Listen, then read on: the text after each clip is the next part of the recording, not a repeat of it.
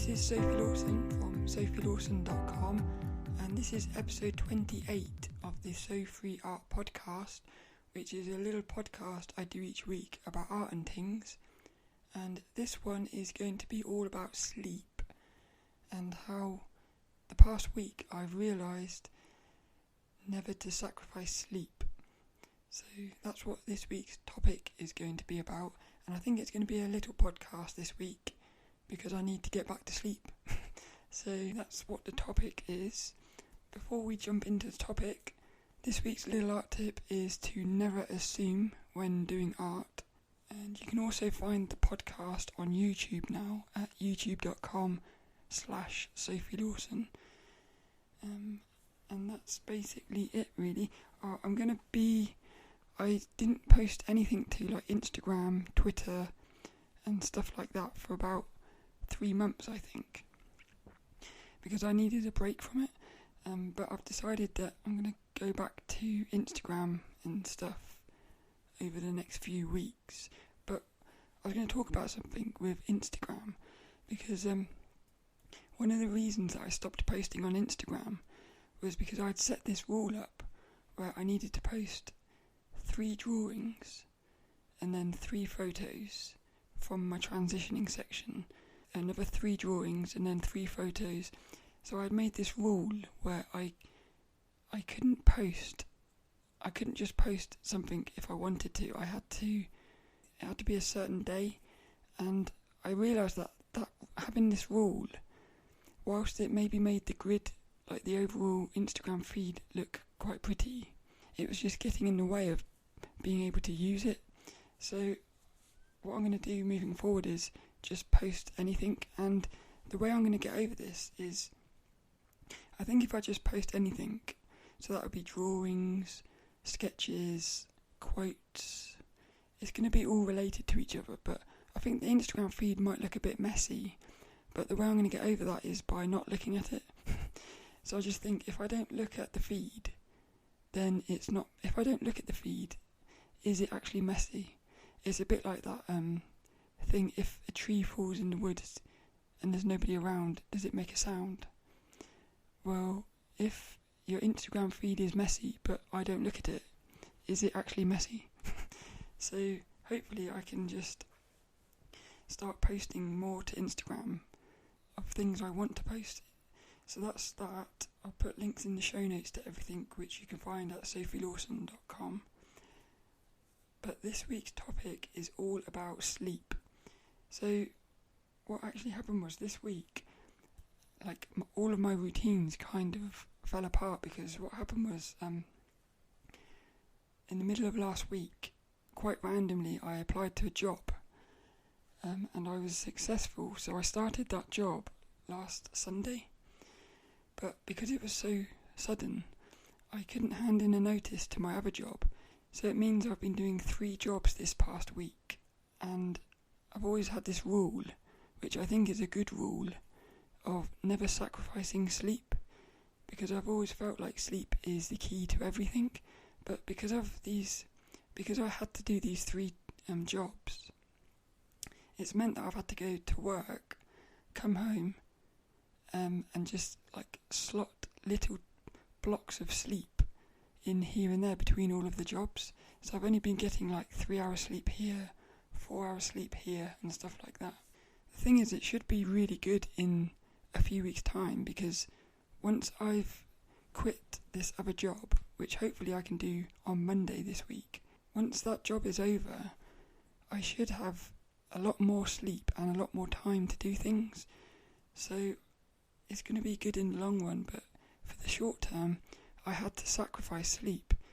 And I knew, I didn't think it was going to be as bad as it has been, but I've realised that everything is linked to sleep. Like, as an example, every morning I do my automatic writing, but this past week I've been waking up, and the other day I was so sleepy and tired that I couldn't even write in my journal.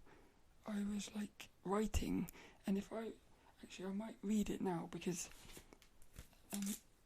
even reading it back, none of it made sense. And it really does sound like the ramblings of somebody who is incredibly tired. So let's have a look. No, I'm not going to bother with that. I must have been writing like half asleep with my eyes shut. I've not even been able to write the dreams in my dream diary because I've had this strange feeling where I've been waking up with the dream, and then about half a second I'll go to write the dream down and it will just fade away. So even my ability to recall dreams has been compromised by this disruption to my sleep routine.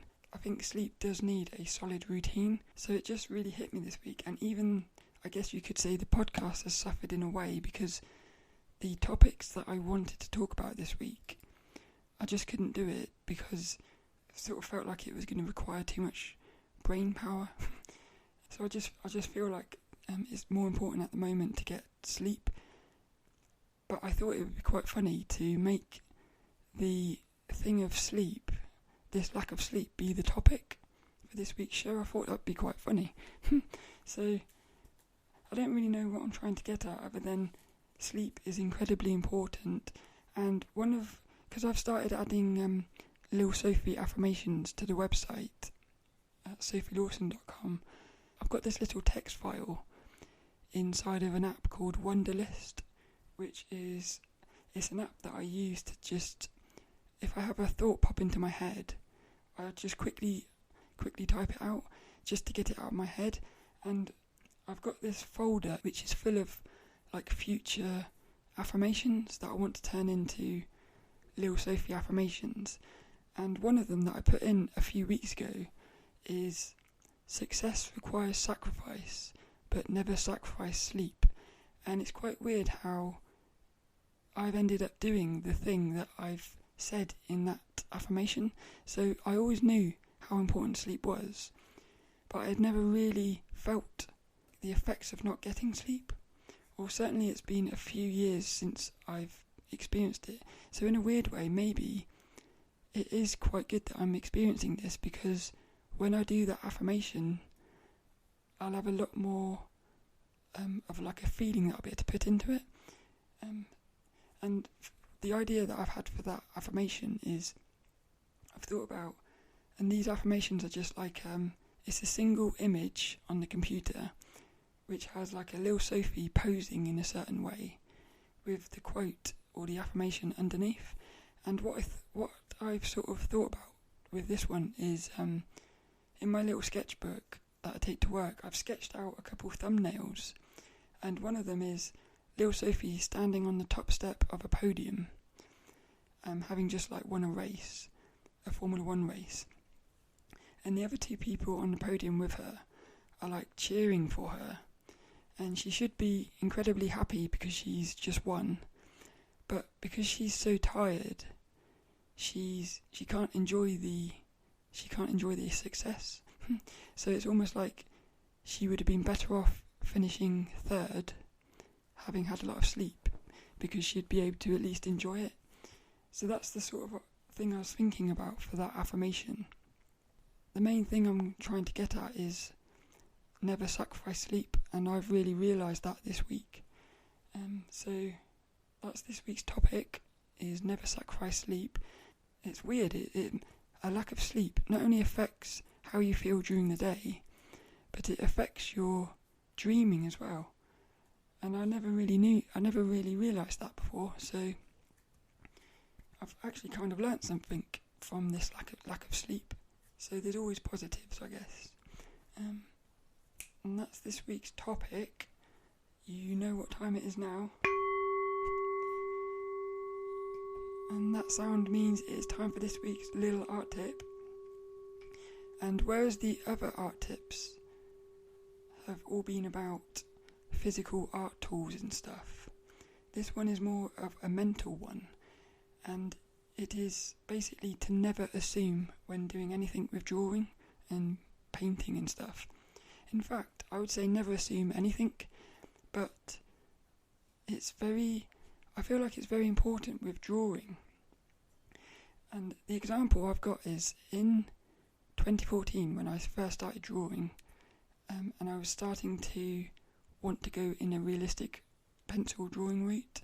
I had this assumption in my head that if you did gridding, which is where you put like grid lines on a sheet of paper, and then you do the same with your reference image, for some reason I felt like that was cheating. So I remember reading this book by Lee Hammond, which was How to Draw Lifelike Portraits from Photographs. I'll put a link in the show notes to that book because it's one of my recommended books on the website. But during that book, I got to a chapter where she introduced the idea of gridding.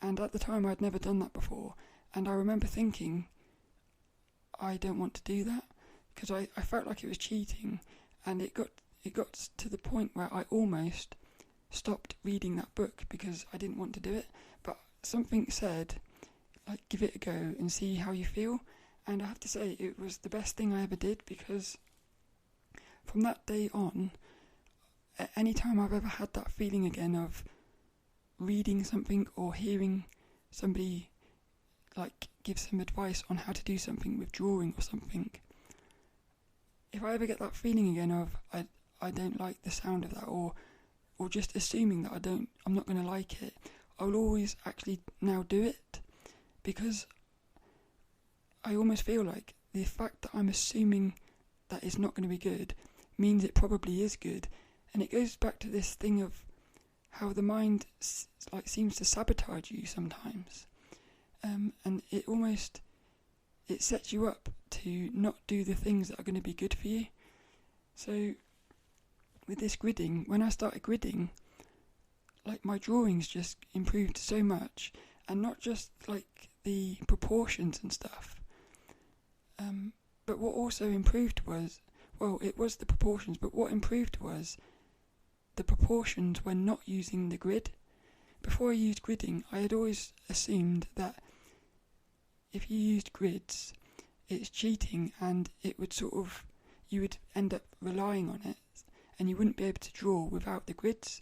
But what actually happened is the opposite, in that you use the grids at the start for like a guide, but if you're doing sketching or any realistic drawings, like for instance those mini drawings that I don't use grids on those. And because I've been using the grids in the big A4 portrait drawings, it means when you do something else without the grid, your proportions are much better, because using the grid, it's helping your like hand-to-eye coordination, and that kind of just naturally improves your ability when not using the grid. Another thing that's really good about not assuming when being given advice on drawing and stuff is that it also seeps into your everyday life. So even like your interactions with people, you start realising that anytime you're going to assume something, maybe give it a go and see if that assumption is wrong.